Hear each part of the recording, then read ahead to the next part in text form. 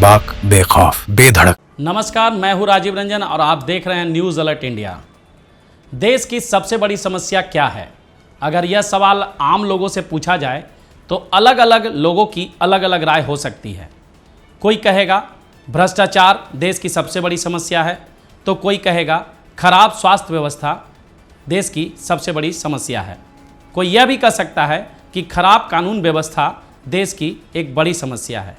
लेकिन अगर आप मुझसे पूछेंगे कि देश की सबसे बड़ी समस्या क्या है, तो मैं कहूँगा कि देश की सबसे बड़ी समस्या जो है वो है धर्मांतरण। जी हाँ, मेरी नज़र में धर्मांतरण ही देश की सबसे बड़ी समस्या है।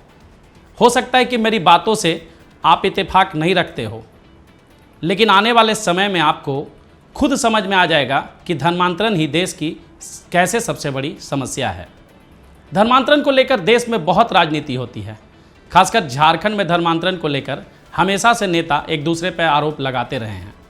वर्तमान में पूर्व मुख्यमंत्री बाबूलाल मरांडी धर्मांतरण को लेकर सबसे ज़्यादा मुखर रहे हैं। आइए आपको सबसे पहले सुनाते हैं कि बाबूलाल मरांडी धर्मांतरण को लेकर क्या कुछ कह रहे हैं।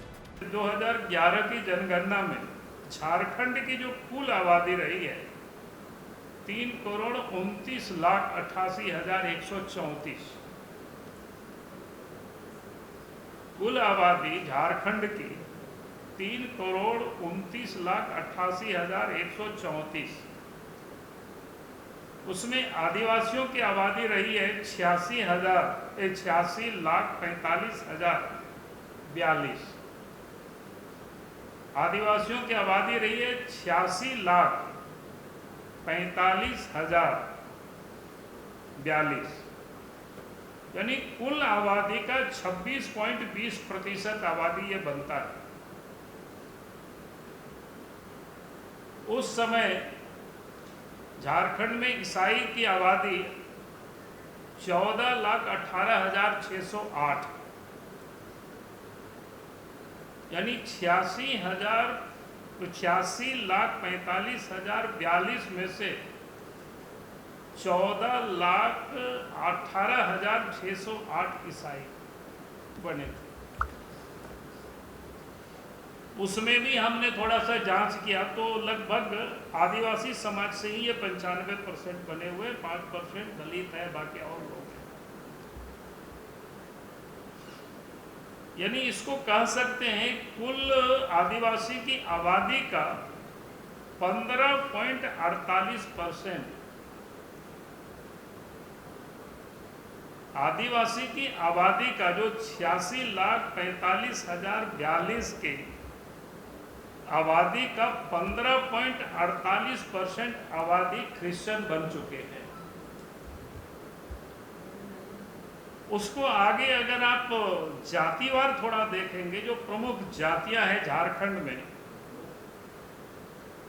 जैसे उरांव है तो उरांव में से 26% लोग ईसाई बन चुके हैं। मुंडा, उसमें पातर मुंडा वगैरह सब जुड़ा हुआ है, 33% ईसाई बन चुके हैं। बाबूलाल मरांडी की बात माने तो झारखंड में कुल आदिवासियों में लगभग 20% आदिवासी धर्मांतरण कर ईसाई बन चुके हैं। यही हाल पड़ोसी राज्य उड़ीसा का भी है, यही हाल छत्तीसगढ़ का भी है, यही हाल उत्तर प्रदेश का भी है और यही हाल पंजाब का भी है। पंजाब में तो धर्मांतरण लोगों को नशेड़ी बनाकर और ड्रग्स बांटकर किया जा रहा है। झारखंड सहित देश के जितने भी नेता हैं वह धर्मांतरण के आंकड़े तो बताते हैं, धर्मांतरण एक बड़ी समस्या है ये तो बताते हैं, लेकिन धर्मांतरण कैसे बंद हो, इस पर क्या उपाय किया जाए, इस पर कोई कुछ नहीं बोलता है। क्या धर्मांतरण विश्वव्यापी समस्या है? क्या धर्मांतरण दुनिया के सभी देशों में हो रहा है? क्या धर्मांतरण चीन, जापान, रूस और दूसरे देशों में हो रहा है? क्या कुवैत, अरब, अबू धाबी जैसे जो देश हैं वो धर्मांतरण से परेशान हैं?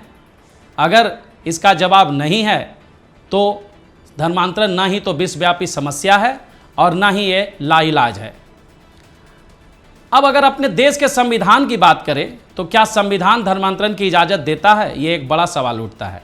तो इसका जवाब है कि बिल्कुल नहीं देता है। अगर आप संविधान की आर्टिकल 25 में देखें तो यह स्पष्ट तौर पे लिखा है कि फ्रीडम ऑफ रिलीजन तो है, लेकिन फ्रीडम ऑफ कन्वर्जन संविधान में नहीं इजाज़त है। तो फिर सवाल उठता है कि उसके बाद भी धर्मांतरण कैसे हो रहा है और इसके रोकने के उपाय क्यों नहीं अपनाए जा रहे हैं, और अगर उपाय अपनाने हैं तो क्या उपाय हैं। देश में धर्मांतरण इसलिए हो रहा है क्योंकि देश में यह एक बहुत ही प्रॉफिटेबल धंधा है। आप कहेंगे इसमें प्रॉफिट क्या है, तो हम आपको बता दें कि अगर आप एक ड्राइवर हैं तो आप 10 से 15 हज़ार रुपये कमाएंगे, अगर आप एक टीचर हैं तो 50 से 60 हज़ार रुपये कमाएंगे, अगर आप एक हवलदार हैं तो आप 70 से 75 हज़ार कमाएंगे। लेकिन धर्मांतरण करने वाला व्यक्ति लाखों रुपए कमाता है। आप कहेंगे कैसे कमाता है, तो हम आपको बता दें कि धर्मांतरण जो है वो सभी जातियों के अनुसार रेट तय है।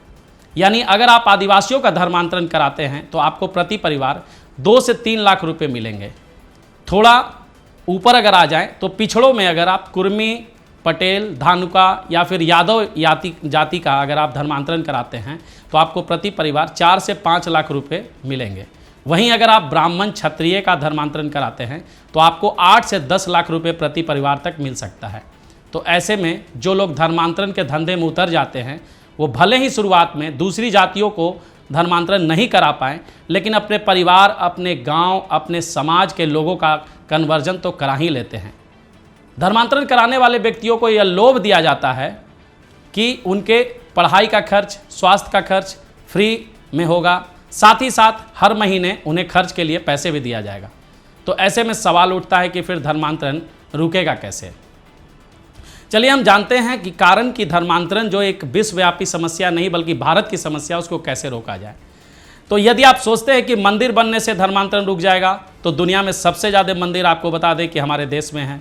आपको लगता है कि कथावाचक बनने से धर्मांतरण रुक जाएगा, तो हमारे देश में सबसे ज़्यादा कथावाचक भी भारत में ही हैं। अगर आपको लगता है कि गौशाला खोलने से धर्मांतरण रुकेगा, तो देश में सबसे ज़्यादा गौशाला भी भारत में ही है। आपको ये लगता है कि भंडारा करने से धर्मांतरण रुकेगा, तो आपको बता दें कि सबसे ज़्यादा भंडारा भी हमारे देश में ही होता है। पंजाब में तो सिख लोग सबसे ज़्यादा जो है वो लंगर लगाते हैं, और सबसे ज़्यादा गुरुद्वारा भी पंजाब में ही हैं, लेकिन सबसे ज़्यादा कन्वर्जन भी जो है वो पंजाब में ही हो रहा है। तो आप इन सब चीज़ों को भूल जाइए कि धर्मांतरण इन सब चीज़ों से रुकेगा।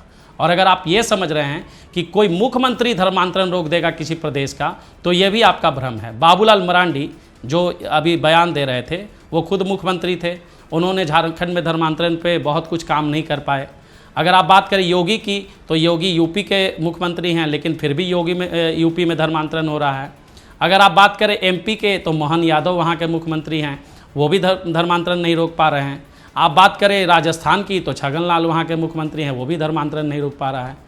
तो फिर सवाल उठता है कि धर्मांतरण रुकेगा कैसे, क्योंकि अगर आपको धर्मांतरण रोकना है तो सिर्फ और सिर्फ एक ही उपाय है कि मुख्यमंत्री नहीं बल्कि सिस्टम बदला जाए, नियम कानून बदलने पड़ेंगे, और धर्मांतरण करने और कराने वाले लोगों में कानून का खौफ पैदा करना होगा। आपको विदेशी फंडिंग रोकना पड़ेगा। धर्मांतरण रोकने के लिए संविधान में संशोधन करने होंगे। आपको धर्मांतरण को राष्ट्रीय सुरक्षा के लिए खतरा घोषित करना होगा, यानी रासुका NSA लगाना होगा। अभी जो संविधान में जिक्र हैं उसमें ये कहीं जिक्र नहीं है कि धर्मांतरण से राष्ट्रीय सुरक्षा को खतरा है, जिसके कारण पुलिस भी धर्मांतरण करने वाले जिहादियों और मिशनरियों पर रासुका नहीं लगा पाती है।